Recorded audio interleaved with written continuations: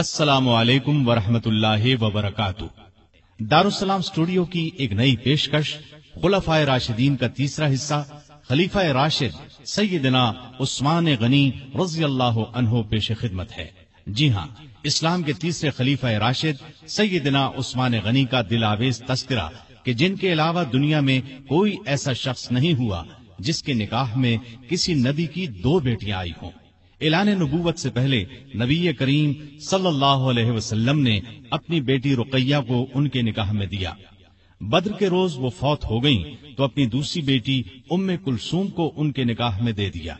آپ پہل ایمان لانے والوں یعنی السابقون الاولون میں شامل ہیں، عشرہ مبشرہ میں سے ہیں۔ ان کی مظلومانہ شہادت تاریخ اسلام کی پیشانی پر ایک داغ ہے جسے قیامت تک مٹایا نہ جا سکے گا۔ آج ہم آپ کو ان کی زندگی کی حیرت انگیز کہانی سنا رہے ہیں، تو آئیے سنتے ہیں تیسرے خلیفہ راشد سیدنا عثمان رضی اللہ عنہ کا ذکر خیر۔ پیشکش محمد طارق شاہد۔ اللہ تعالی کا ارشاد ہے، والذین آمنوا باللہ ورسلہ اولئک هم الصدیقون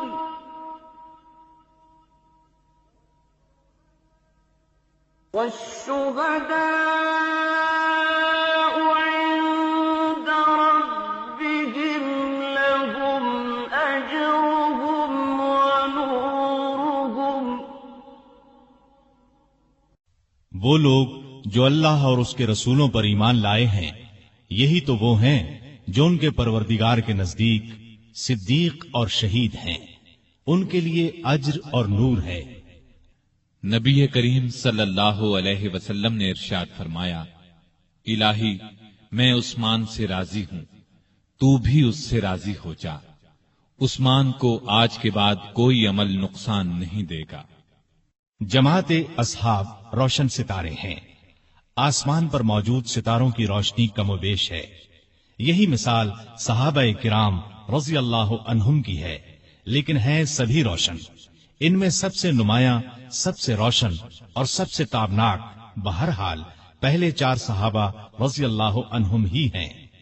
یہی پہلے 4 اصحاب خلفائے راشدین ہیں۔ عشرہ مبشرہ میں بھی سب سے پہلے انہی کا نام ہے۔ اسلام کا دامن شہادتوں سے مالا مال ہے۔ اعلان نبوت کے بعد سے آج تک مسلمان اسلام کے لیے قربانیاں دیتے آئے ہیں۔ خود نبی پاک صلی اللہ علیہ وسلم کے دور میں بہت سے صحابہ شہادت سے سرفراز ہوئے۔ آج واقعہ کربلا کو شہادت کا سب سے بڑا واقعہ خیال کیا جاتا ہے۔ ایسا خیال کرنے والے سیدنا عثمان غنی رضی اللہ عنہ کی شہادت کے واقعے کو نظر انداز کر دیتے ہیں۔ سیدنا عثمان غنی رضی اللہ عنہ کی شہادت حد درجے مظلومانہ شہادت ہے۔ 40 دن تک فسادیوں نے ان کے گھر کو گھیرے رکھا۔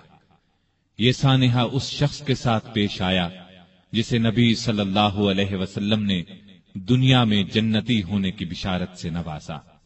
یکے بعد دیگرے اپنی 2 بیٹیاں ان کے نکاح میں دیں۔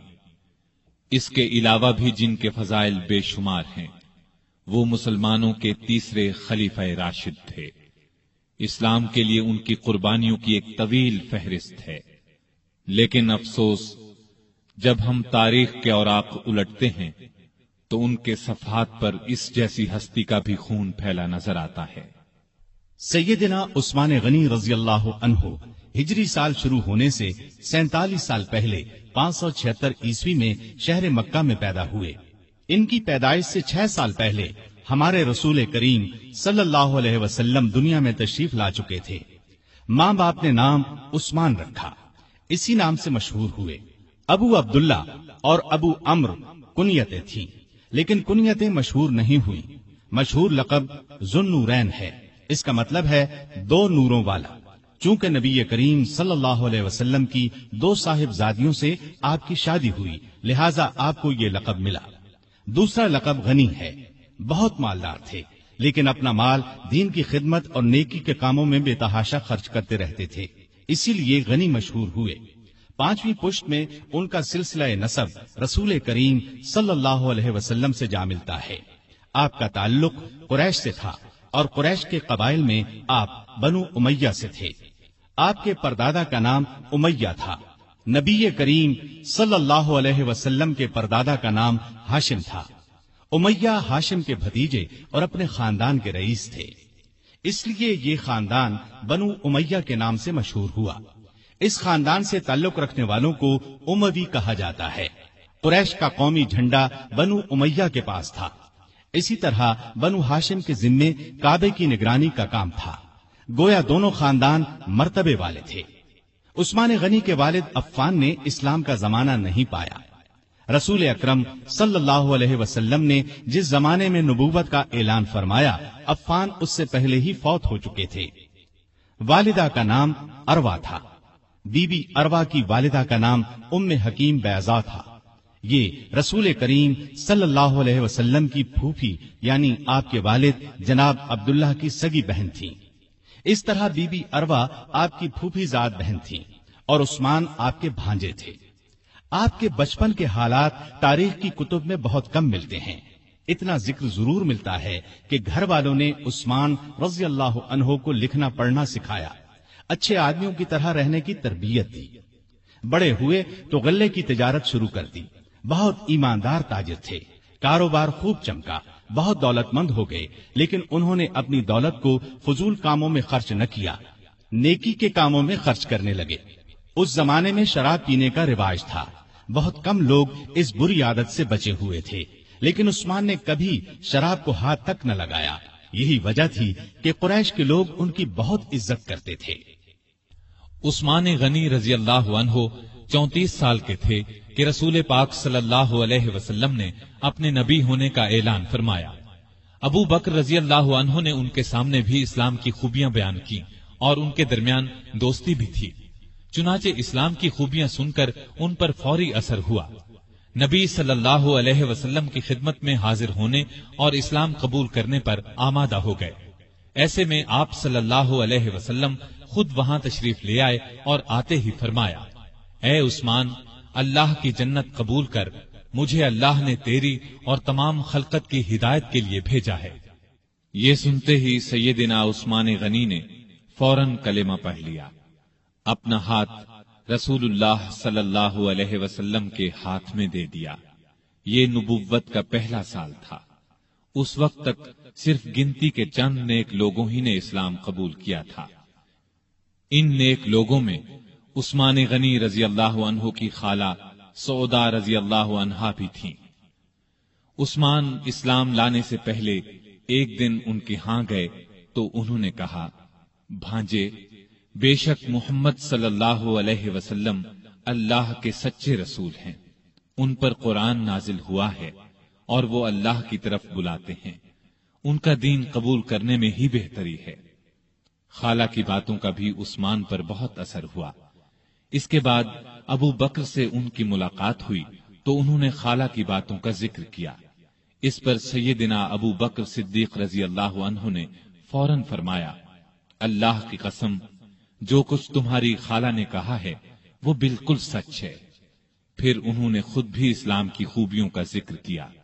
عثمان غنی رضی اللہ عنہ کا دل بالکل موم ہو گیا۔ پھر جو ہی نبی صلی اللہ علیہ وسلم وہاں تشریف لائے، عثمان غنی رضی اللہ عنہ نے کلمہ پڑھ لیا۔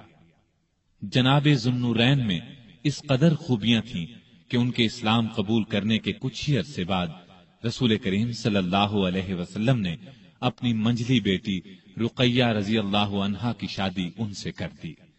اس طرح عثمان رضی اللہ عنہ رسول کریم صلی اللہ علیہ وسلم کے داماد بنے۔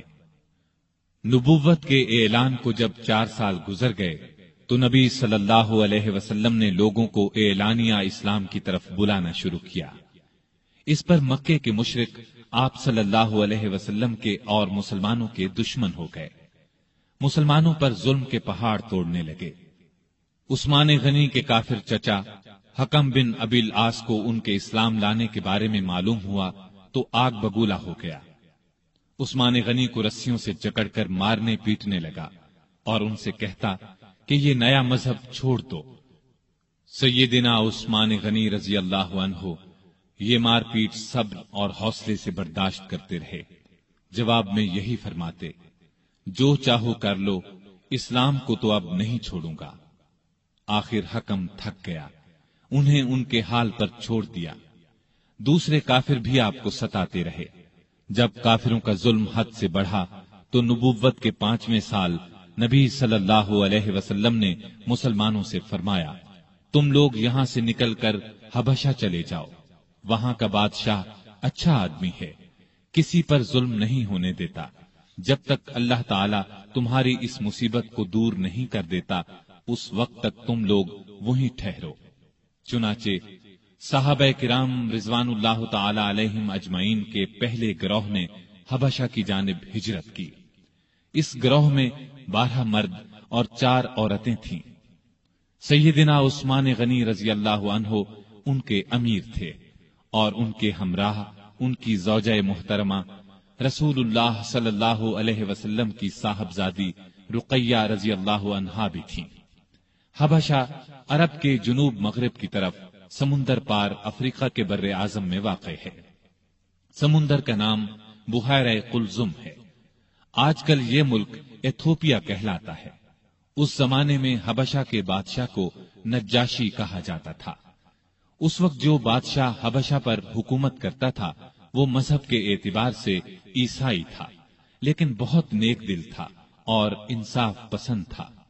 دوسرے مذہب کے لوگوں پر خود ظلم کرتا، نہ کسی اور کو ان پر ظلم کرنے دیتا تھا۔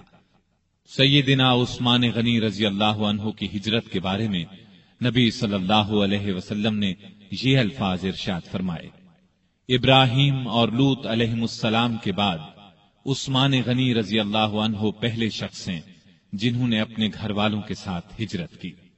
ہجرت کے معانی ہیں جدائی یا اپنا وطن اور گھر بار چھوڑ کر کسی دوسرے ملک یا شہر میں جا بسنا۔ اسلام میں ہجرت کا مطلب ہے اپنا وطن اور گھر بار چھوڑ کر کسی دوسرے ملک یا شہر میں اس لیے جانا کہ اپنے دین کو بچایا جا سکے اور کسی ڈر یا رکاوٹ کے بغیر اللہ کی بندگی کی جا سکے۔ دین کی خاطر اپنا پیارا وطن اور گھر بار چھوڑنا بہت بڑی قربانی ہے، اس کا بہت زیادہ ثواب ہے۔ ان مسلمانوں کو ابھی حبشہ گئے 3 ماہ ہی گزرے تھے کہ ان تک یہ خبر پہنچی کہ مکے کے سبھی کافر مسلمان ہو گئے ہیں۔ یہ خبر سن کر انہیں بہت خوشی ہوئی، سب مکے کی طرف واپس پلٹے۔ عثمان غنی اور ان کی زوجہ محترمہ رقیہ بھی ساتھ تھیں۔ مکے کے پاس پہنچنے پر انہیں معلوم ہوا کہ وہ خبر غلط تھی۔ اب انہوں نے واپس حبشہ جانا مناسب نہ سمجھا۔ مکے کے سرداروں میں سے کسی نہ کسی کی پناہ حاصل کر کے مکے میں داخل ہو گئے۔ مکے میں وہی حال تھا، مسلمانوں پر خوب ظلم و ستم کے پہاڑ توڑے جا رہے تھے۔ جب ان کی سختیاں حد سے بڑھ گئیں تو اگلے سال رسول کریم صلی اللہ علیہ وسلم نے پھر ہدایت فرمائی کہ مسلمان حبشہ کی طرف ہجرت کر جائیں۔ اس مرتبہ 102 مسلمان مرد اور عورتیں حبشہ کی طرف روانہ ہوئے۔ ان میں سیدنا عثمان غنی اور سیدہ رقیہ بھی تھے۔ یہ ان کی حبشہ کی طرف دوسری ہجرت تھی۔ حبشہ پہنچ کر یہ لوگ امن اور چین کی زندگی بسر کرنے لگے۔ قریش نے اپنے آدمی حبشہ بھیج کر کوشش کی کہ نجاشی ان لوگوں کو ان کے حوالے کر دے، لیکن اس نے ایسا کرنے سے انکار کر دیا۔ اس طرح یہ لوگ کئی سال وہاں رہے۔ نبی کریم صلی اللہ علیہ وسلم کے مدینے کی طرف ہجرت کرنے سے کچھ عرصہ قبل یہ پھر مکے پہنچے۔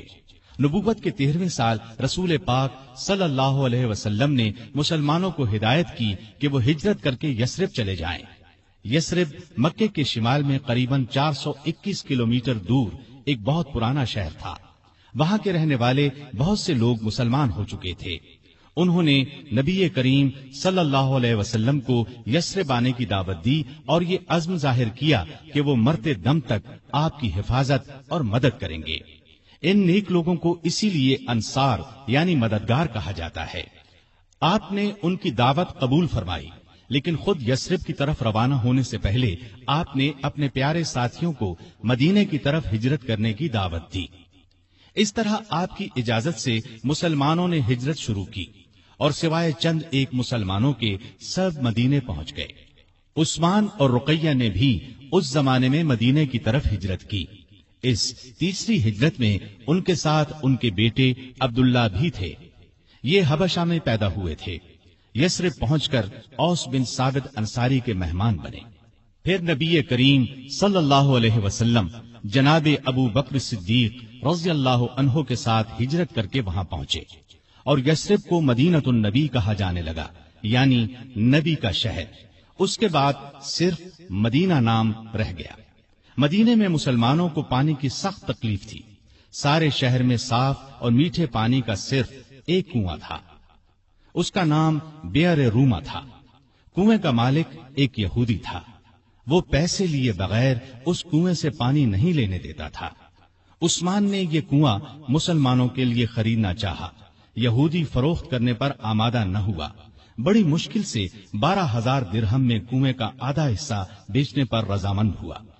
یہ اس طرح طے ہوا کہ ایک دن یہودی کی پانی لینے کی باری ہوگی، ایک دن سیدنا عثمان کی۔ جس دن سیدنا عثمان کی باری ہوتی تھی، مسلمان اتنا پانی بھر کر رکھ لیتے تھے کہ 2 دن کے لیے کافی ہو جاتا تھا۔ جب اس یہودی نے دیکھا کہ اب اسے کنویں سے کوئی فائدہ نہیں ہوتا تو اس نے کنویں کا باقی نصف حصہ بھی فروخت کر دیا۔ یہ حصہ بھی سیدنا عثمان نے خرید لیا اور سارا کنواں مسلمانوں کے لیے وقف کر دیا۔ اب کوئی روک ٹوک نہ رہی، مسلمان جس وقت چاہتے پانی لے سکتے تھے۔ آپ نے یہ کنواں مسلمانوں کے لیے 20,000 درہم میں خریدا۔ بھائی چارہ کراتے وقت نبی کریم صلی اللہ علیہ وسلم نے اوس بن ثابت انصاری کو آپ کا بھائی بنایا۔ ہجرت کے بعد آپ انہی کے ہاں اترے تھے۔ اونچے رتبے کے صحابی تھے۔ احد کی لڑائی میں شہادت پائی۔ ابتدا میں مسجد نبوی بہت چھوٹی سی تھی۔ مسلمانوں کی تعداد میں اضافہ ہوا تو نبی کریم صلی اللہ علیہ وسلم نے ارادہ فرمایا ساتھ والی زمین مسجد کے لیے خرید لی جائے۔ آپ نے اعلان فرمایا کہ کوئی ہے جو اس زمین کو خرید کر مسجد میں شامل کر دے اور بدلے میں جنت لے لے۔ اس پر سیدنا عثمان فوراً آگے بڑھے، 10,000 درہم میں زمین خرید کر مسجد کے لیے پیش کر دی۔ ہجرت کے دوسرے سال رمضان میں بدر کی لڑائی پیش آئی۔ اس وقت نبی صلی اللہ علیہ وسلم کی پیاری بیٹی اور عثمان کی زوجہ محترمہ سیدہ رقیہ رضی اللہ عنہا سخت بیمار تھیں۔ آپ صلی اللہ علیہ وسلم نے ان کی دیکھ بھال کے لیے عثمان رضی اللہ عنہ کو مدینے میں چھوڑا اور ان سے فرمایا، تمہیں اس شخص کے برابر ثواب ملے گا جو لڑائی میں شریک ہوگا۔ تم یہاں رہ کر رقیہ کی تیمارداری کرو۔ آپ صلی اللہ علیہ وسلم نے اپنے ایک اور قریبی صحابی اسامہ بن زید رضی اللہ عنہ کو بھی مدینے میں چھوڑا تاکہ وہ تیمارداری کے سلسلے میں عثمان رضی اللہ عنہ کی مدد کریں۔ جس روز بدر کا معرکہ ہوا اور مسلمانوں کو فتح نصیب ہوئی، اسی روز مدینے میں سیدہ رقیہ رضی اللہ عنہا کا انتقال ہوا۔ سیدنا عثمان غنی رضی اللہ عنہ کو سیدہ رقیہ رضی اللہ عنہا کی وفات سے بہت صدمہ پہنچا۔ نبی کریم صلی اللہ علیہ وسلم بدر سے واپس تشریف لائے، بیٹی کے انتقال کی اطلاع ملی، بہت صدمہ محسوس ہوا، آنکھوں سے آنسو جاری ہو گئے۔ رقیہ رضی اللہ عنہا کی قبر پر تشریف لے گئے، عثمان غنی رضی اللہ عنہ کو تسلی دی، مال غنیمت میں سے ایک مجاہد کے برابر انہیں حصہ دیا اور فرمایا، تمہارا ثواب بھی کسی دوسرے سے کم نہیں ہے۔ سیدہ رقیہ رضی اللہ عنہا کی وفات کے بعد سیدنا عثمان غنی رضی اللہ عنہ بہت غمگین رہنے لگے۔ کہا کرتے تھے، افسوس، رسول اللہ صلی اللہ علیہ وسلم سے میرا رشتہ ٹوٹ گیا۔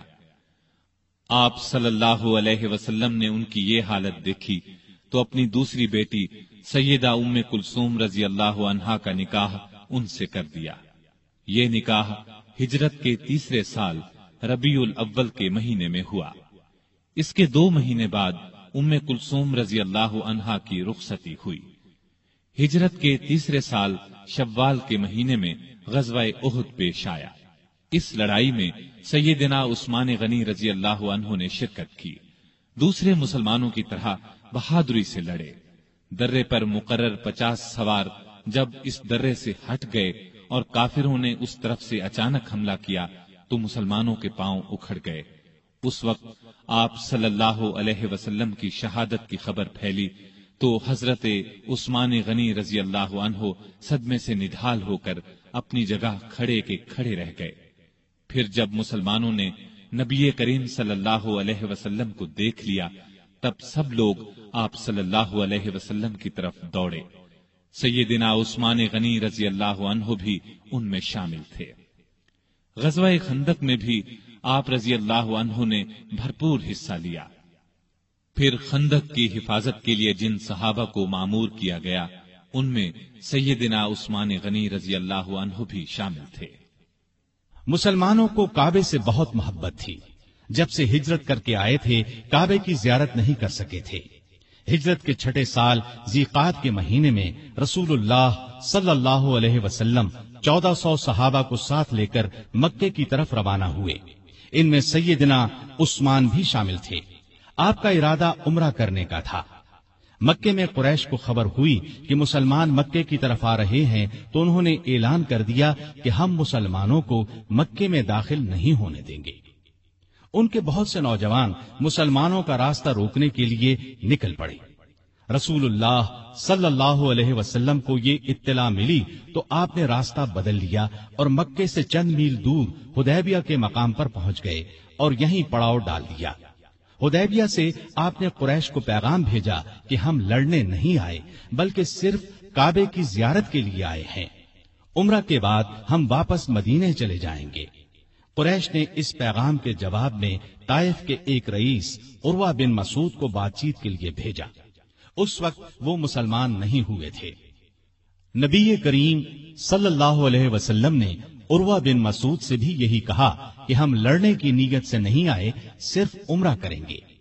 उर्वा बिन मसूद ने वापस जाकर कुरैश से कहा, भाइयों, मैं दुनिया के बड़े बड़े बादशाहों कैसर किस्रा और नज्जाशी के दरबारों में गया हूं, लेकिन मैंने किसी बादशाह की इतनी इज्जत होते नहीं देखी जितनी मोहम्मद सल्लल्लाहु अलैहि वसल्लम के साथी उनकी करते हैं। अल्लाह की कसम, जब आप थूकते हैं तो आपके साथी अपने हाथ आगे कर देते हैं। थूक उनमें से किसी की हथेली पर पड़ता है, वो उसको अपने चेहरे और बदन पर मल लेता है। जब वो कोई हुक्म देते हैं तो सब उसकी तामील के लिए दौड़ पड़ते हैं। जब आप वुजू करते हैं तो उस वुजू के पानी के हुसूल के लिए यूं महसूस होता है जैसे लड़ पड़ेंगे। आपके यहां जब कोई बात करते हैं तो बिल्कुल आहिस्ता और पस्त आवाज में। आपकी अजमत के पेश नजर आपकी तरफ नजर उठाकर नहीं देखते। मेरे ख्याल में तो बेहतर यही है कि तुम मुसलमानों से सुलह कर लो। कुरैश ने उनकी बात न मानी। नबी करीम सल्लल्लाहु अलैहि वसल्लम ने फिर उनके पास एक कासिद को भेजा। कुरैश ने उनके साथ बदसलूकी की।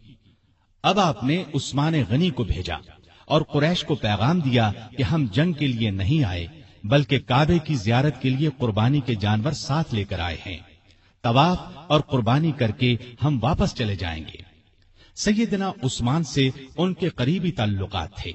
इस पर उन्होंने कहा, आप उम्रा कर लें, हम दूसरे मुसलमानों को मक्के में दाखिल नहीं होने देंगे। सैयदना उस्मान ने जवाब दिया, मैं रसूलुल्लाह सल्लल्लाहु अलैहि वसल्लम और दूसरे मुसलमानों के बगैर उम्रा नहीं करूंगा।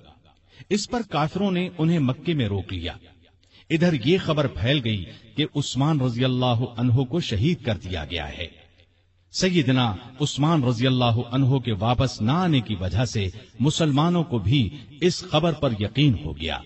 उन्हें शदीद सदमा हुआ, गुस्सा भी बहुत आया। वो सब काफिरों से बदला लेने के लिए बेचैन हो गए। हालत उस वक्त ये थी कि मुसलमान सिर्फ 1400 थे। लड़ाई का सामान पास नहीं था। उनके पास सिर्फ तलवारें थीं। दूसरी तरफ दुश्मन पूरी तैयारी के साथ उन पर हमला कर सकता था। वो हजारों थे और अपने घर में थे, लेकिन नबी करीम सल्लल्लाहु अलैहि वसल्लम का भरोसा तो अपने रब पर था। आपने बबूल के एक दरख्त के नीचे अपने तमाम सहाबा से बैत ली कि उस्मान का बदला लेने के लिए लड़ेंगे, मरते दम तक पीछे नहीं हटेंगे।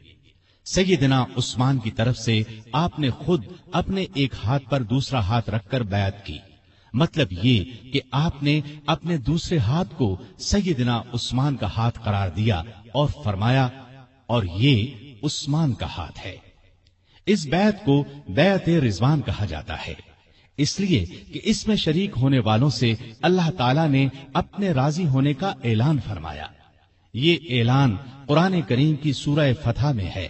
اللہ تعالیٰ نے فرمایا، لقد رضي الله عن المؤمنين إذ يبايعونك تحت الشجرة۔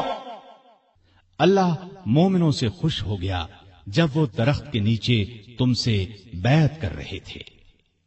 گویا جن لوگوں نے اس وقت یہ بیعت کی اللہ ان سے خوش ہو گیا۔ اس سے بڑی خوش بختی اور کیا ہو سکتی ہے کہ اللہ خوش ہو جائے۔ اس لیے سیدنا عثمان غنی رضی اللہ عنہ کی شہادت کی خبر کے باوجود رسول اللہ صلی اللہ علیہ وسلم نے اپنے ایک ہاتھ کو سیدنا عثمان غنی رضی اللہ عنہ کا ہاتھ قرار دے کر اس بیعت میں انہیں بھی شامل کر لیا تھا، تاکہ شہادت کے بہت بڑے مرتبے کے ساتھ ساتھ وہ ان لوگوں میں بھی شامل ہو جائیں جن سے اللہ راضی ہو گیا۔ بیعت کے بعد مسلمان لڑائی کی تیاری کر رہے تھے کہ عثمان غنی رضی اللہ عنہ وہاں پہنچ گئے۔ انہیں زندہ سلامت دیکھ کر مسلمان بہت خوش ہوئے۔ ادھر مسلمانوں کے جوش اور جذبے کی کیفیت دیکھ کر کافر مسلمانوں سے صلح پر آمادہ ہو گئے۔ انہوں نے چند شرائط پر مسلمانوں سے صلح کر لی۔ ایک معاہدہ لکھا گیا، اس میں یہ تمام شرائط درج کی گئیں۔ اس معاہدے کا نام صلح حدیبیہ مشہور ہوا اور یہ بیعت رضوان کے نام سے مشہور ہوئی۔ معاہدے کی ایک شرط یہ بھی تھی کہ اس سال مسلمان عمرہ کیے بغیر چلے جائیں۔ اگلے سال ذی قعدہ کے مہینے میں قریش 3 دن کے لیے مکے سے نکل جائیں گے، مسلمان ان دنوں میں عمرہ کر لیں۔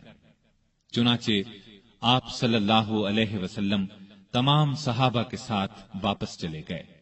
بیعت رضوان کے بعد عثمان غنی رضی اللہ عنہ خیبر کی لڑائی میں شریک ہوئے۔ یہ لڑائی ہجرت کے 7ویں سال محرم کے مہینے میں پیش آئی۔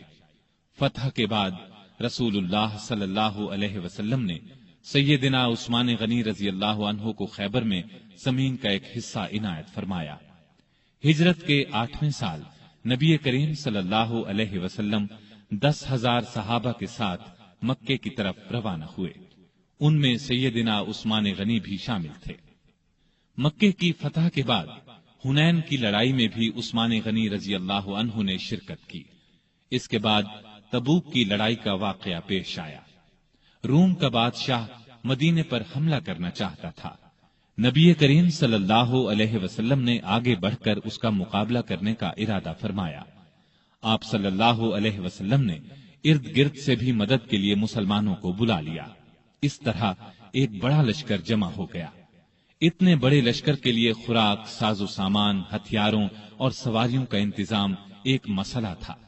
اس لیے نبی کریم صلی اللہ علیہ وسلم نے مسلمانوں سے دل کھول کر چندہ دینے کا اعلان کیا اور فرمایا کہ ایسا کرنے والوں کے لیے جنت ہے۔ مسلمانوں نے اس موقع پر ایک دوسرے سے بڑھ چڑھ کر حصہ لیا۔ سیدنا ابو بکر رضی اللہ عنہ گھر کا سارا سامان لے آئے۔ سیدنا عمر فاروق رضی اللہ عنہ گھر کا نصف سامان لے آئے۔ عبد الرحمن بن عوف رضی اللہ عنہ نے 40,000 درہم دیے۔ باقی صحابہ نے بھی جتنا زیادہ سے زیادہ ممکن تھا روپیہ اور سامان دیا۔ عورتوں نے اپنے زیور اتار کر ڈھیر کر دیے۔ اس روز سیدنا عثمان غنی رضی اللہ عنہ نے تو حد ہی کر دی۔ ہوا یہ کہ عثمان غنی رضی اللہ عنہ نے ملک شام کے لیے ایک قافلہ تیار کیا تھا جس میں پالان اور کجاوے سمیت 200 اونٹ تھے۔ تقریباً 30 کلو کے قریب چاندی تھی۔ آپ نے یہ سب صدقہ کر دیا۔ اس کے بعد پھر 100 اونٹ پالان اور کجاوے سمیت صدقہ کیا۔ اس کے بعد 1000 دینار جو تقریباً 5.5 کلو سونے کے برابر ہے نقد لے کر آئے اور انہیں نبی کریم صلی اللہ علیہ وسلم کی آغوش مبارک میں بکھیر دیا۔ رسول اللہ صلی اللہ علیہ وسلم انہیں الٹتے پلٹتے جاتے تھے اور فرماتے جاتے تھے، آج کے بعد عثمان جو بھی کریں انہیں ضرر نہ ہوگا۔ اس کے بعد سیدنا عثمان غنی رضی اللہ عنہ نے پھر صدقہ کیا اور صدقہ کیا، یہاں تک کہ ان کے صدقے کی مقدار نقدی کے علاوہ 900 اونٹ اور 100 گھوڑوں تک جا پہنچی۔ غزوہ تبوک کے سفر کے موقع پر بھی عثمان رضی اللہ عنہ ساتھ تھے۔ واپسی پر ام کلثوم رضی اللہ عنہا چند دن بیمار رہ کر وفات پا گئیں۔ نبی صلی اللہ علیہ وسلم اور عثمان رضی اللہ عنہ کو شدید صدمہ پہنچا۔ ہجرت کا 24واں سال شروع ہونے سے 3 دن پہلے دوسرے خلیفہ سیدنا عمر فاروق رضی اللہ عنہ فجر کی نماز پڑھا رہے تھے کہ ایرانی غلام ابو لؤلؤ فیروز نے ان پر خنجر سے وار کیے۔ اس پر وہ سخت زخمی ہو گئے۔ جب انہیں بچنے کی کوئی امید نہ رہی تو 6 صحابہ کے نام تجویز کیے اور فرمایا کہ ان میں سے کسی ایک کو خلیفہ چن لینا۔ ان 6 صحابہ کے نام یہ ہیں: عثمان، علی، طلحہ، زبیر، عبد الرحمن بن عوف اور سعد بن ابی وقاص رضی اللہ عنہم۔ سیدنا عمر فاروق رضی اللہ عنہ نے 1 محرم کو وفات پائی۔ اس کے بعد 2 دن تک خلافت پر بات ہوتی رہی۔ آخر سیدنا عثمان غنی رضی اللہ عنہ کو خلیفہ چن لیا گیا۔ خلافت کے وقت عمر 70 برس سے زیادہ تھی۔ اپنی شہادت تک تقریباً 12 سال خلیفہ رہے۔ اس عرصے میں کئی نئے ملک اور علاقے فتح ہوئے۔ اسلامی حکومت کا رقبہ لاکھوں مربع میل بڑھ گیا۔ ایک شاندار بحری بیڑا تیار ہوا۔ ان کے زمانے میں آذربائیجان سیدنا خالد بن ولید رضی اللہ عنہ کے ہاتھ پر دوبارہ فتح ہوا۔ اسی طرح آرمینیا فتح ہوا۔ 27 ہجری کو سیدنا عبداللہ بن سعد بن ابی سرح رضی اللہ عنہ نے افریقہ پر چڑھائی کی۔ اس طرح طرابلس، قبرص، تبرستان اور جرجان کے علاقے فتح ہوئے۔ 29 ہجری میں تو گویا فتوحات کا سیلاب ہی آ گیا۔ کچھ علاقوں نے عمر رضی اللہ عنہ کی شہادت کے بعد بغاوت شروع کر دی تھی، ان کو بھی دوبارہ فتح کیا گیا۔ چنانچہ فارس، مرو، بلخ اور ہرات تک سارے علاقے فتح کر لیے گئے۔ سیستان، تخار، ترکستان فتح ہوئے۔ ترکستان ایران اور چین کے درمیان واقع ہے۔ طالقان، فاریاب اور جزجان کو سخت لڑائیوں کے بعد فتح کیا گیا۔ بہت سے علاقے اسلام کے پرچم تلے آ گئے، یہاں تک کہ اسلامی حکومت کی سرحد چین کی سرحد سے جا ملی۔ ایک سالار عبد الرحمن بن سمرہ رضی اللہ عنہ بلوچستان تک آ پہنچے اور اس کے بڑے حصے پر قبضہ کر لیا۔ اس زمانے میں بلوچستان نام کا کوئی صوبہ نہیں تھا، اس علاقے کو سندھ کا حصہ سمجھا جاتا تھا۔ پھر پورے ایران کو فتح کر لیا گیا۔ کابل سمیت وہ تمام علاقے اسلامی حکومت میں شامل ہو گئے جو آج کل افغانستان، بلوچستان اور وسط ایشیا کا حصہ ہیں۔ ایران میں آئے دن بغاوتیں ہوتی رہتی تھیں۔ اس کی وجہ یہ تھی کہ ایران کا آخری آتش پرست حکمران یزدگرد ابھی زندہ تھا۔ سیدنا عمر فاروق رضی اللہ عنہ کے زمانے میں وہ بھاگ کر ترکستان چلا گیا تھا۔ سیدنا عثمان غنی رضی اللہ عنہ کے دور میں وہ خراسان اور پھر سیستان پہنچا۔ مسلمانوں کے خلاف بغاوت کی، لیکن اسلامی لشکر نے دونوں جگہ اس کی بغاوت کو کچل دیا۔ خود یزدگرد ایک پن چکی والے دیہاتی کے ہاتھوں مارا گیا۔ یہ واقعہ عثمان غنی رضی اللہ عنہ کی خلافت کے 8ویں سال پیش آیا۔ اس کے بعد ایران میں بغاوتوں کا سلسلہ رک گیا۔ اس کے بعد روم کے بادشاہ کانسٹینس نے شام اور مصر پر حملے کا ارادہ کیا۔ وہ 500 جنگی جہازوں کے بحری بیڑے کے ساتھ اسلامی ساحلوں کی طرف بڑھا، لیکن اسلامی لشکر نے اسے زبردست لڑائی کے بعد شکست فاش دی۔ رومی دم دبا کر بھاگے۔ بھاگنے والوں میں ان کا بادشاہ بھی تھا۔ اس جنگ کو مستولوں والی جنگ کہا جاتا ہے۔ اس طرح رومیوں کا غرور خاک میں مل گیا۔ رومی بحری بیڑے کا روب ہمیشہ کے لیے خاک میں مل گیا۔ سمندری لڑائی میں مسلمانوں کی یہ جیت سیدنا عثمان غنی رضی اللہ عنہ کی خلافت کے زمانے کا اتنا عظیم الشان کارنامہ ہے کہ ہم اس پر فخر کر سکتے ہیں۔ سیدنا عثمان غنی رضی اللہ عنہ کے زمانے کی فتوحات دو قسم کی ہیں۔ سیدنا عمر رضی اللہ عنہ کے زمانے میں جو علاقے فتح ہوئے تھے ان میں سے کچھ باغی ہو گئے تھے۔ سیدنا عثمان غنی رضی اللہ عنہ کے دور خلافت میں ان علاقوں کو پھر سے فتح کیا گیا۔ اس طرح ان علاقوں پر دوبارہ اسلام کا جھنڈا لہرانے لگا۔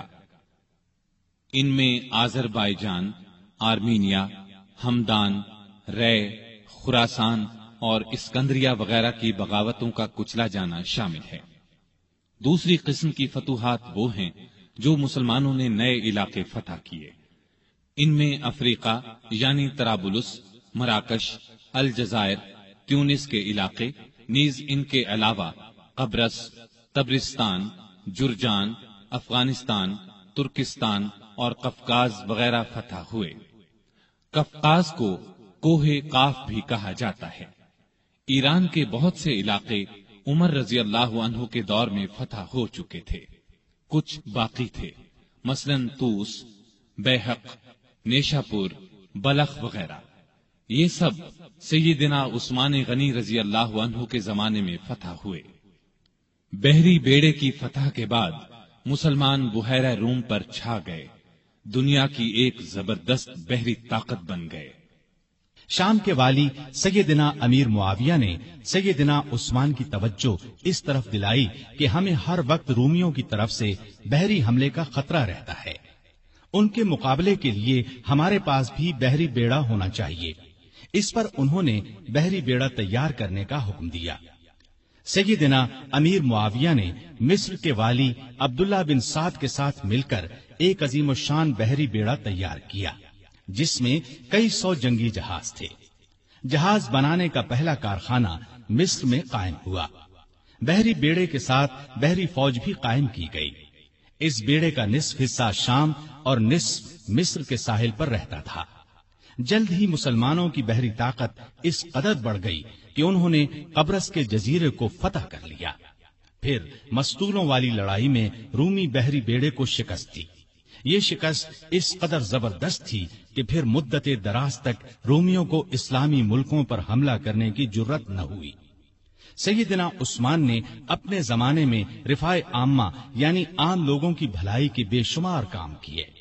ان میں سے کچھ یہ ہیں: نجد کے راستے پر ایک شاندار سرائے بنوائی، اس کے ساتھ ایک چھوٹا سا بازار بسایا، میٹھے پانی کا ایک کنواں کھدوایا۔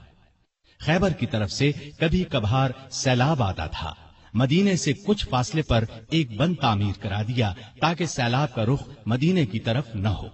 نہریں کھدوا کر بھی اس کا رخ موڑا گیا۔ اس بند کو بند محظور کہا جاتا ہے۔ کوفے میں مسلمانوں کے لیے ایک عظیم الشان مہمان خانہ بنوایا۔ پورے ملک میں اونٹوں اور گھوڑوں کی پرورش کا بہت اچھا انتظام کیا۔ ان کے لیے جگہ جگہ چراگاہیں بنوائیں، ان کے قریب چشمے بنوائے۔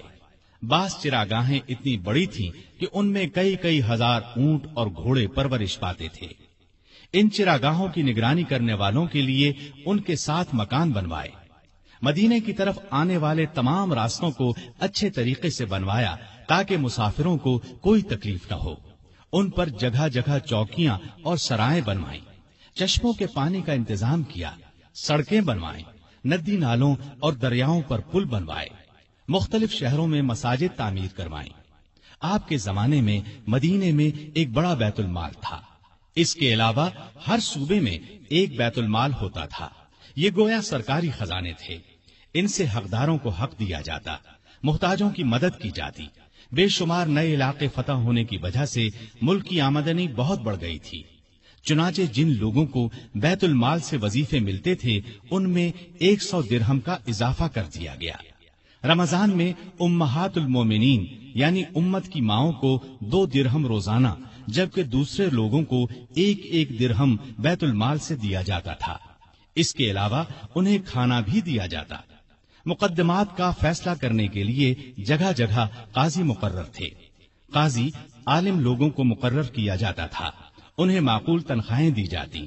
قاضی حاکم کے ماتحت نہیں ہوتے تھے، اس طرح وہ ہر مقدمے کا فیصلہ قرآن اور حدیث کے مطابق کرتے تھے. ان پر کسی کا کوئی دباؤ نہیں ہوتا تھا.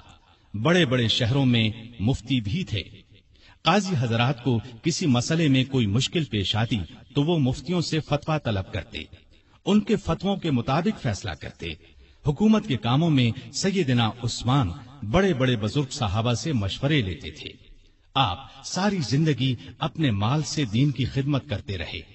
ایک خدمت یہ تھی کہ تمام مسلمانوں کو قرآن پاک کی ایک قرات پر جمع کر دیا، حرم شریف میں توسیع کروائی، ارد گرد کے مکانات خرید کر یہ کام کروایا.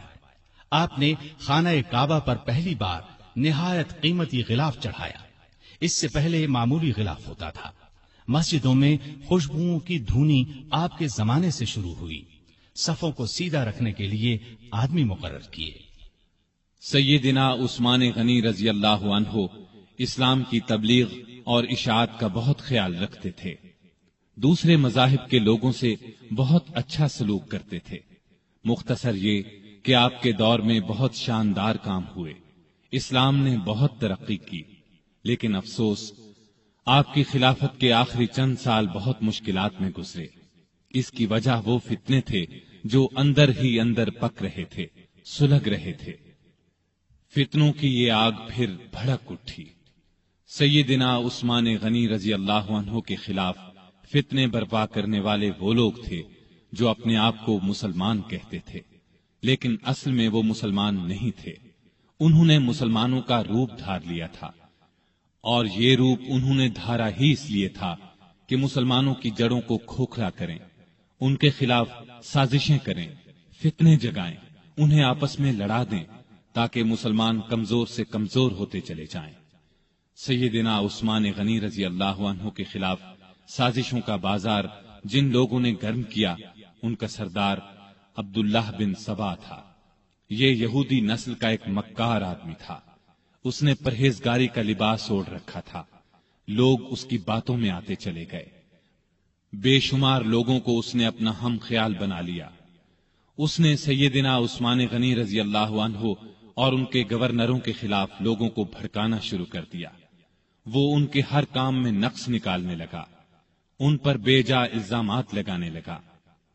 بہت سے کمزور ایمان والے لوگ اس کے گرد جمع ہو گئے. ان میں ایسے لوگ بھی تھے جو نئے نئے مسلمان ہوئے تھے. ان میں ابھی پختگی نہیں آئی تھی. کوفہ، بصرہ اور مصر میں اس نے سازشوں کا جال بچھا دیا. یہ جال اس قدر مہارت سے بچھایا گیا کہ بعض نیک دل لوگ بھی شک میں پڑ گئے کہ کہیں واقعی تو ایسا نہیں ہے. ایسے لوگوں میں بھی بے چینی پھیل گئی. پھر بے چینی کی یہ لہر مدینے کے لوگوں تک جا پہنچی. عبداللہ بن سبا اور اس کے حامیوں نے فتنے اور سازش کی یہ آگ الزامات کے ذریعے لگائی. اس نے الزام لگایا کہ عثمان غنی رضی اللہ عنہ نے اپنے رشتہ داروں کو خوش کرنے کے لیے انہیں بڑے بڑے عہدوں پر مقرر کر رکھا ہے. انہوں نے بیت المال سے بڑی بڑی رقمیں ایسے لوگوں کو دیں جو ان کے حقدار نہیں تھے، بلکہ زیادہ تر ان کے رشتہ دار تھے. طرابلس کی جنگ سے جو مال غنیمت حاصل ہوا اس کا 5واں حصہ بیت المال کا حق تھا، لیکن انہوں نے مصر کے گورنر عبداللہ بن سعد کو دے دیا. جب سیدنا عثمان غنی رضی اللہ عنہ تک یہ باتیں پہنچی تو انہوں نے بھرے مجمع میں ان الزامات کے یہ جوابات دیے. میں نے ان لوگوں کو خوش کرنے کے لیے نہیں بلکہ لائق، بہادر اور بھروسے کے قابل سمجھ کر اونچے عہدوں پر مقرر کیا ہے. میں اپنے خاندان والوں سے واقعی محبت کرتا ہوں، لیکن ان کی خاطر ظالم نہیں بن سکتا. میں ان کے صرف وہی حق ادا کرتا ہوں جو واجب ہیں. ان کو دل کھول کر دیتا ہوں تو بیت المال سے نہیں، اپنے ذاتی مال میں سے دیتا ہوں. مسلمانوں کا مال میں اپنے لیے حلال سمجھتا ہوں اور نہ کسی دوسرے کے لیے. طرابلس کی لڑائی میں عبداللہ بن سعد اسلامی فوج کے سپاہ سالار تھے. میں نے ان سے وعدہ کیا تھا کہ اگر آپ لڑائی میں کامیاب ہوئے تو غنیمت کے مال کا 5واں حصہ آپ کو دیا جائے گا. فتح کے بعد میں نے اپنے وعدے کے مطابق یہ حصہ انہیں دیا، لیکن جب دوسرے مسلمانوں نے اس بات کو پسند نہ کیا تو میں نے یہ حصہ ان سے لے کر بیت المال میں جمع کرا دیا. اب اس میں اعتراض والی بات کون سی رہ گئی؟ اس کے علاوہ उन पर एक चराहगाह के बारे में भी इल्जाम था। ये चराहगाह मदीने के करीब बनाई गई थी। सैयदना उस्मान गनी रजी अल्लाह अन्हु ने इसको हुकूमत की मिल्कियत करार दिया। आम लोगों को इससे फायदा उठाने से रोक दिया। इस इल्जाम के जवाब में उन्होंने ये कहा कि इस चराहगाह को मुझसे पहले ही सरकारी बना दिया गया था ताकि सरकारी घोड़े और ऊंट वहां चर सकें। मैंने इसमें आम लोगों को मवेशी चराने से नहीं रोका। मेरे पास तो सिर्फ 2 ऊंट हैं जो मैंने हज के लिए रख छोड़े हैं। खिलाफत से पहले मैं सबसे ज्यादा ऊंटों और बकरियों का मालिक था। अब इन 2 ऊंटों के सिवा मेरे पास कोई जानवर नहीं है, यानी मैं इस चराहगाह में अपने मवेशी नहीं चराता। इनके अलावा सैयदना उस्मान पर और भी ऐसे इल्जामात लगाए गए थे जिनकी सिरे से कोई हकीकत ही नहीं थी। बाज बातों का बतंगड़ बना दिया गया था। उधर फसाद फैलाने वाले लोग किसी बात के जवाब पर कोई तवज्जो नहीं देते थे। उनकी तो बस एक ही जिद थी कि सैयदना उस्मान को खलीफा न रहने दिया जाए। जब ये लोग दूसरों को खुल्लम खुल्ला बगावत पर उभारने लगे तो सैयदना उस्मान ने सूबों के तमाम गवर्नरों को मदीने में तलब करके उनसे मशवरा किया कि इस शोरिश को कैसे रफा किया जाए। बाज ने राय दी कि फसाद फैलाने वालों को सख्त सजाएं दी जाएं, लेकिन सैयदना उस्मान बहुत नर्म मिजाज थे, ऐसा करना पसंद न किया। दूसरी किसी राय पर भी इत्तेफाक न हो सका। सारे गवर्नर अपने अपने इलाकों की तरफ वापस रवाना हो गए। उनके जाने के बाद सैयदना उस्मान ने शोरिश दूर करने के लिए 3 काम किए। एक ये कि कूफे का गवर्नर सईद बिन आस की जगह बुजुर्ग सहाबी अबू मूसा अशरी को मुकर्रर फरमाया, क्योंकि कूफे के बागी सईद बिन आस के दुश्मन बन चुके थे और उन्होंने ये मुतालबा किया था कि अबू मूसा अशरी को कूफे का गवर्नर बनाया जाए। दूसरा ये कि चंद सहाबा को तमाम सूबों में ये तहकीक करने के लिए भेजा कि लोगों की जायज शिकायत क्या हैं और उनको कैसे दूर किया जा सकता है। तीसरा ये कि मुल्क भर में ऐलान करा दिया कि जिस किसी को मुझसे या मेरे किसी हाकिम से कोई शिकायत हो वो हज के मौके पर पेश करे। मैं ये शिकायत दूर कर दूंगा और जालिम से मजलूम का हक दिलाऊंगा। जिस वक्त सैयदना उस्मान हालात को सुधारने की ये कोशिशें फरमा रहे थे, ऐन उस वक्त दूसरी तरफ मिस्र, कूफा और बसरा के साजिशी लोगों ने आपस में खतूत लिखकर खुफिया तरीके से तय किया कि अचानक मदीने पहुंचकर सैयदना उस्मान से तलवार के जोर पर अपने मुतालिबात मनवाए जाएं। आखिर ये लोग, जिनकी तादाद हजारों में थी, एक ही वक्त मदीने पहुंचे। शहर से 2-3 मील दूर पड़ाव डाला। पहले उन लोगों ने मदीने के सबसे बुजुर्ग सहाबा अली, तलहा, जुबैर और साद बिन अबी वक्कास रज़ियल्लाहु अन्हुम को अपने साथ मिलाने की कोशिश की, लेकिन चारों ने उनका साथ देने से इनकार कर दिया। उसके बाद सैयदना अली जनाबे उस्मान की तरफ से बागियों के पास गए और उनके एक एक इल्जाम का जवाब देकर उन्हें वापस जाने की तरगीब दी। साथ ही उन्हें यकीन दिलाया कि सैयदना उस्मान तुम्हारे जायज मुतालिबात मानने के लिए तैयार हैं। इस पर सारे बागी वापस जाने पर रजामंद हो गए और अपने अपने इलाके की तरफ रवाना हो गए। इस वाक़े को चंद ही रोज गुजरे थे कि एक दिन मदीने की गलियां घोड़ों की टापों और इंतकाम इंतकाम की आवाजों से गूंज उठी। लोग घबराकर बाहर निकले। उन्होंने देखा कि मिस्री बागियों की जमात फिर वापस आ गई है। सैयदना अली आगे बढ़े और उनसे वापस आने का सबब पूछा तो उन्होंने जवाब दिया कि हम वापस जा रहे थे। रास्ते में एक शख्स को देखा जो मदीने की तरफ से आ रहा था और बड़ी तेजी से मिस्र की तरफ जा रहा था। हमें उसकी चाल ढाल से शुभा गुजरा। रोक कर उसकी तलाशी ली तो उसके पास से एक खत मिला। वो खत मिस्र के गवर्नर के नाम था। खत अमीरुल मोमिनीन उस्मान की तरफ से था। इसमें उन्होंने लिखा था कि जो लोग मदीने से मिस्र वापस आ रहे हैं उन सबको कत्ल कर दिया जाए। खत पर सैयदना उस्मान की मोहर भी लगी थी। इस खत को देखकर हमने समझ लिया कि हमारे साथ धोखा किया जा रहा है। अब हम इस धोखे का इंतकाम लेने के लिए वापस आए हैं। जब ये मुआमला सैयदना उस्मान गनी रजी अल्लाह अन्हु के सामने रखा गया तो वो बहुत हैरान हुए और कसम खाकर कहा, न मैंने ये खत लिखा न किसी से लिखवाया। اس پر لوگوں نے خیال ظاہر کیا کہ یہ خط سیدنا عثمان کے مشیر مروان بن حکم نے ان کی اجازت کے بغیر لکھا ہے۔ ادھر باغی تو فساد پر تلے ہوئے تھے۔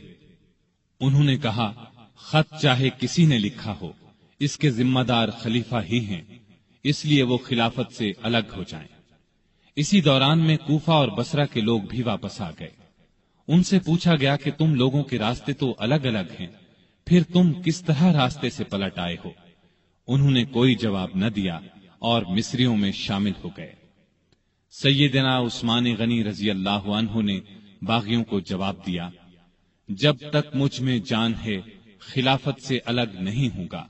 میں تمہاری ہر جائز شکایت کو دور کرنے کے لیے تیار ہوں، لیکن تمہارے کہنے سے خلافت کی قمیص کو نہیں اتاروں گا، اس لیے کہ یہ قمیص مجھے اللہ نے پہنائی ہے، اور مجھے رسول اللہ صلی اللہ علیہ وسلم نے فرمایا تھا کہ اللہ تعالیٰ تجھے قمیص پہنائے گا، پھر اسے اتارنے کے لیے لوگ آئیں گے تو اسے نہ اتارنا۔ میں نہ تو تلوار کے زور پر خلیفہ بنا تھا اور نہ کوئی تلوار کے زور پر مجھے خلافت سے الگ کر سکتا ہے۔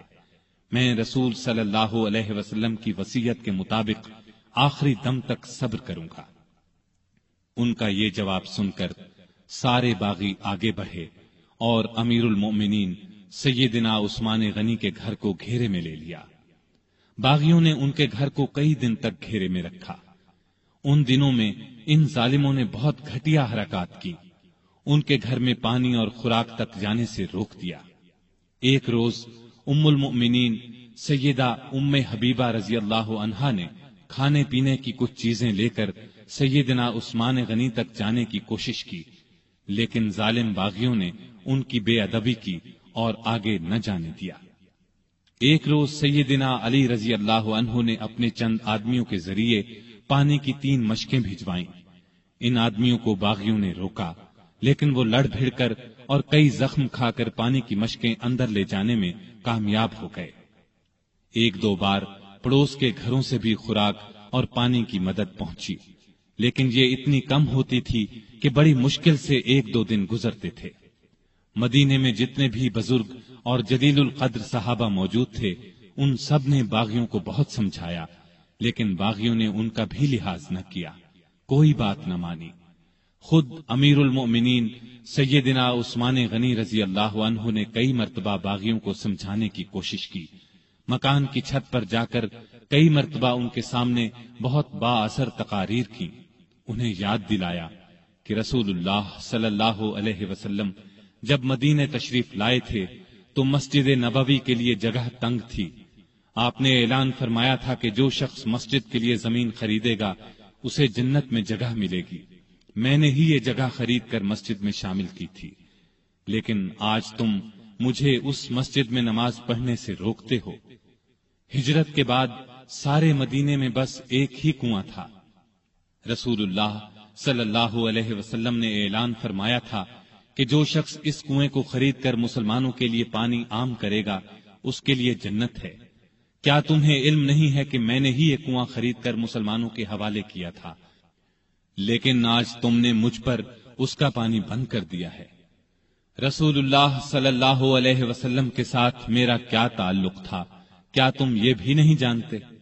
ان کی یہ تمام باتیں بھی پتھر دل باغیوں کو ہلا نہ سکی۔ ان ظالموں نے امیر المؤمنین کے مکان کو آنے والے تمام راستوں پر پہرے بٹھا دیے تاکہ مدینے کے لوگ ان کی مدد کو نہ پہنچ سکیں۔ پھر بھی 700 بہادر مسلمان ہتھیار لگا کر کسی نہ کسی طرح سیدنا عثمان غنی رضی اللہ عنہ کے پاس پہنچ گئے اور امیر المؤمنین سے کہا، اگر آپ اجازت دیں تو ہم ان باغیوں سے لڑیں۔ اس پر عثمان غنی رضی اللہ عنہ نے فرمایا، میں تم لوگوں کو اللہ کا واسطہ دیتا ہوں کہ کوئی شخص میرے لیے اپنا خون نہ بہائے۔ اس پر چند نوجوانوں کے سوا نہ چاہتے ہوئے بھی باقی لوگ واپس چلے گئے۔ سیدنا عثمان غنی رضی اللہ عنہ نے یہ بھی پسند نہ فرمایا کہ رسول اللہ صلی اللہ علیہ وسلم کے شہر کو چھوڑ کر کسی دوسرے شہر چلے جائیں۔ وہ تمام مصیبتیں صبر اور شکر سے برداشت کرتے رہے، لیکن گوارا نہ کیا کہ لوگ ان کی خاطر ایک دوسرے کا خون بہائیں۔ ادھر مدینے میں یہ ہو رہا تھا، ادھر مکے میں حج ہو رہا تھا، اکثر لوگ حج کے لیے گئے ہوئے تھے۔ باغی بھی یہ سوچ رہے تھے کہ حج کے بعد لوگ مدینے کا رخ کریں گے اور موقع ہاتھ سے نکل جائے گا، چنانچہ وہ سیدنا عثمان کے قتل کا مشورہ کرنے لگے۔ سیدنا عثمان کو ان کے ارادے کی خبر ہوئی تو انہوں نے مکان کی چھت پر کھڑے ہو کر باغیوں کے سامنے یہ تقریر کی: لوگو، آخر تم مجھے کس جرم میں قتل کرنا چاہتے ہو؟ اسلام 3 صورتوں کے علاوہ کسی مسلمان کے قتل کرنے کی اجازت نہیں دیتا، یا تو وہ اسلام لانے کے بعد اس سے پھر جائے، یا شادی کے بعد بدکاری کرے، یا کسی کو جان بوجھ کر قتل کرے۔ اللہ کی قسم، میں نے ان تینوں میں سے کوئی گناہ نہیں کیا، پھر تم میرے خون کے پیاسے کیوں ہو؟ باغیوں پر اس تقریر کا بھی کوئی اثر نہ ہوا۔ انہوں نے 18 ذوالحج 35 ہجری کو امیر المومنین کے مکان پر حملہ کر دیا۔ گھر کے بڑے دروازے پر حسن بن علی، عبداللہ بن زبیر، محمد بن طلحہ رضی اللہ عنہم اور کچھ دوسرے نوجوان پہرا دے رہے تھے۔ انہوں نے باغیوں کا زبردست مقابلہ کیا اور زخم کھا کر بھی انہیں اندر داخل نہ ہونے دیا۔ اب 4 باغی ساتھ کے ایک مکان کے ذریعے دیوار پھاند کر اندر داخل ہو گئے۔ اس وقت سیدنا عثمان روزے سے تھے اور قرآن پاک کی تلاوت کر رہے تھے۔ ظالموں نے لوہے کی ایک سلاخ، نیزے اور تلوار سے ان پر وار کیے۔ ان کی زوجہ محترمہ سیدہ نائلہ انہیں بچانے کے لیے آگے بڑھیں تو تلوار کے وار سے ظالموں نے ان کی انگلیاں کاٹ دیں۔ اس طرح ظالموں نے 82 سالہ نہتے امیر المومنین سیدنا عثمان رضی اللہ عنہ کو شہید کر دیا۔ انا للہ و انا الیہ راجعون۔ انہیں شہید کر دیا جنہوں نے اپنے آپ کو بچانے کے لیے ان کا خون بہانا پسند نہیں فرمایا تھا، ورنہ وہ فوج بلا کر ان سب کو قتل کروا سکتے تھے۔ ان کا خون قرآن کے ان الفاظ پر گرا: فَسَيَكْفِيكَهُمُ اللَّهُ۔ وہ جمعے کے دن کا تیسرا پہر تھا۔ ان کی شہادت کی خبر سن کر لوگ سناٹے میں آ گئے۔ ان کے گمان میں بھی نہیں تھا کہ بات یہاں تک پہنچ جائے گی۔ جنازہ رات کے وقت لے جایا گیا، ڈر تھا کہ باغی ناش کی بے حرمتی نہ کریں۔ اس مظلوم شہید کو بقیع الغرقد المعروف جنت البقیع میں دفن کیا گیا۔ آپ بہت خوبصورت تھے، ہمیشہ صاف ستھرا لباس پہنتے تھے، لیکن ایسا لباس نہیں پہنتے تھے جس سے غرور پیدا ہو۔ گھر کے افراد کو بھی ایسا لباس نہیں پہننے دیتے تھے۔ غذا عام طور پر سادہ اور نرم کھاتے تھے۔ اپنی روزی کپڑے اور غلے وغیرہ کی تجارت سے کماتے تھے۔ بہت دیانتدار اور کامیاب تاجر تھے۔ اپنی دولت اللہ کے راستے میں لٹاتے رہتے تھے۔ بہت زیادہ صفائی پسند تھے۔ جس دن سے مسلمان ہوئے تھے ہر روز غسل فرماتے تھے۔ خوشبو بہت پسند تھی۔ فرض نمازوں اور روزوں کی سختی سے پابندی کے علاوہ نفلی عبادت بھی بہت کرتے تھے۔ اکثر تیسرے دن روزہ رکھتے، رات کو صرف اتنا کھاتے کہ انسان زندہ رہ سکے۔ بعض اوقات تو ساری رات عبادت میں گزار دیتے۔ قرآن مجید کی تلاوت کا بہت زیادہ شوق تھا۔ تلاوت کے بغیر کوئی دن نہ گزرتا تھا۔ ہر سال حج کے لیے جاتے، آخری سال باغیوں کے محاصرے کی وجہ سے نہ جا سکے۔ لکھنا پڑھنا جانتے تھے، وحی کی کتابت بھی کرتے تھے۔ وحی نازل ہوتی تو اکثر نبی کریم صلی اللہ علیہ وسلم انہیں لکھنے کے لیے بلاتے۔ قرآن کے بہت بڑے عالم اور حافظ تھے۔ رسول اللہ صلی اللہ علیہ وسلم کی 146 احادیث آپ کے ذریعے سے امت تک پہنچی۔ شریعت کے مسائل سے بخوبی واقف تھے۔ لوگ ان سے مسئلے پوچھتے تھے۔ نبی کریم صلی اللہ علیہ وسلم کی دوسری بیٹی سیدہ ام کلثوم کی وفات کے بعد آپ نے کچھ اور نکاح بھی کیے۔ 9 یا 7 بیٹیاں اور 8 بیٹے ہوئے۔ 2 بیٹے بچپن ہی میں فوت ہو گئے۔ ان کے ایک بیٹے ابان نے شہرت پائی، بنو امیہ کی حکومت میں اونچے عہدوں پر کام کیا۔ حیا سیدنا عثمان میں بہت زیادہ تھی، حتیٰ کہ فرشتے بھی ان سے حیا کرتے تھے۔ اللہ کا خوف بہت تھا، موت، قبر اور قیامت کا ہر وقت خیال رہتا۔ آپ کی سخاوت انتہا کو پہنچی ہوئی تھی، کوئی دن ایسا نہیں گزرتا تھا جس میں وہ خیرات نہ کرتے ہوں۔ وہ اللہ تعالی کے اس ارشاد کی مکمل تصویر تھے۔ جو لوگ ضرورت مندوں کے لیے دل کو تنگ کیے بغیر اپنا مال خرچ کرتے ہیں وہی کامیاب ہیں۔ سیدنا عثمان غنی رضی اللہ عنہ نے بئر روما خرید کر مسلمانوں کے لیے عام کر دیا، مسجد نبوی کی توسیع کے لیے زمین خریدی۔ سیدنا علی رضی اللہ عنہ کی سیدہ فاطمہ رضی اللہ عنہا سے شادی کا موقع آیا تو انہوں نے اپنی زرہ سیدنا عثمان رضی اللہ عنہ کے ہاتھ 480 درہم میں بیچ دی۔ عثمان رضی اللہ عنہ نے اس رقم کے ساتھ وہ زرہ بھی انہیں واپس تحفے میں دے دی۔ تبوک کے موقع پر تو ان کی دریا دلی کی انتہا نہ رہی۔ قحط کے موقع پر غلے سے لدے ہوئے اونٹ لوگوں میں تقسیم کر دیے۔ ہر جمعے کو ایک غلام آزاد کرتے تھے، کسی جمعے نہ کر پاتے تو آئندہ جمعے 2 غلام آزاد کرتے۔ اپنی خلافت کے زمانے میں بیت المال سے اپنی ذات کے لیے 1 درہم بھی نہ لیا، اگرچہ وہ کم از کم 5000 درہم ہر سال لینے کے حقدار تھے۔ 12 سالہ خلافت میں 60,000 درہم گویا انہوں نے مسلمانوں کے لیے چھوڑ دیے۔ آپ رضی اللہ عنہ میں سادگی انتہا کو پہنچی ہوئی تھی۔ اپنے کام اپنے ہاتھوں سے کرتے تھے۔ ایک مرتبہ ایک غلام نے سیدنا عثمان غنی رضی اللہ عنہ کو دعوت دی، اس کی دعوت خوشی سے قبول کر لی۔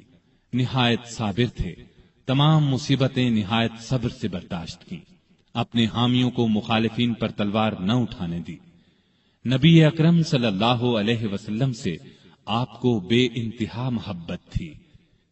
ایک مرتبہ نبی کریم صلی اللہ علیہ وسلم کے گھر میں 4 دن کا فاقہ تھا۔ سیدنا عثمان غنی رضی اللہ عنہ کو پتہ چلا تو فوراً بہت سا آٹا، کھجوریں، 1 بکرا اور 300 درہم لے کر حضور صلی اللہ علیہ وسلم کے گھر پہنچے۔ اس وقت آپ صلی اللہ علیہ وسلم گھر میں نہیں تھے۔ انہوں نے یہ چیزیں بی بی عائشہ رضی اللہ عنہا کے حوالے کی۔ تھوڑی دیر بعد کچھ روٹیاں اور بھنا ہوا گوشت بھی دے آئے۔ نبی صلی اللہ علیہ وسلم گھر تشریف لائے تو سیدہ عائشہ صدیقہ رضی اللہ عنہا نے آپ صلی اللہ علیہ وسلم کو بتایا کہ عثمان یہ سامان دے گئے ہیں۔ آپ صلی اللہ علیہ وسلم یہ سن کر گھر نہیں ٹھہرے، فوراً مسجد میں تشریف لے گئے اور ہاتھ اٹھا کر دعا مانگی، اے اللہ، میں عثمان سے راضی ہو گیا ہوں، تو بھی عثمان سے راضی ہو جا۔ یہ الفاظ نبی کریم صلی اللہ علیہ وسلم نے 3 بار دہرائے۔ جس ہاتھ سے سیدنا عثمان غنی رضی اللہ عنہ نے نبی کریم صلی اللہ علیہ وسلم سے بیعت کی تھی، اس ہاتھ سے ساری زندگی گندی چیز کو نہیں چھوا۔ باغیوں کی شورش بڑھی تو امیر معاویہ رضی اللہ عنہ نے پیشکش کی کہ آپ میرے پاس شام آ جائیں، یہاں آپ ہر طرح سے محفوظ رہیں گے۔ اس پر فرمایا، چاہے میری گردن کٹ جائے، میں رسول اللہ صلی اللہ علیہ وسلم کے شہر کو نہیں چھوڑ سکتا۔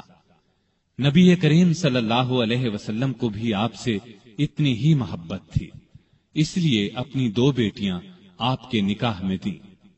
سیدنا عثمان غنی رضی اللہ عنہ ان 10 صحابہ میں سے ایک ہیں جنہیں جنت کی خوشخبری نبی کریم صلی اللہ علیہ وسلم نے اس دنیا ہی میں دے دی تھی۔ رسول اللہ صلی اللہ علیہ وسلم کا یہ بھی فرمان ہے، عثمان رضی اللہ عنہ جنت میں میرے ساتھی ہیں۔ سیدنا عثمان غنی رضی اللہ عنہ کے چند قول یہ ہیں، اس نے اللہ کا حق نہیں جانا جس نے لوگوں کا حق نہیں جانا۔ حقیر سے حقیر پیشہ اختیار کرنا ہاتھ پھیلانے سے بہتر ہے۔ غریب کا 1 روپیہ خیرات کرنا دولت مند کے 1 لاکھ روپے خیرات کرنے سے بہتر ہے۔ اپنے رب کے سوا کسی سے امید نہ رکھو۔ گناہ کسی نہ کسی صورت دل کو بے قرار رکھتا ہے۔ سب سے برا آدمی وہ ہے جو لوگوں کی برائیاں بیان کرتا پھرے۔ اللہ تعالی سیدنا عثمان غنی رضی اللہ عنہ پر رحمتیں نازل فرمائے، آمین۔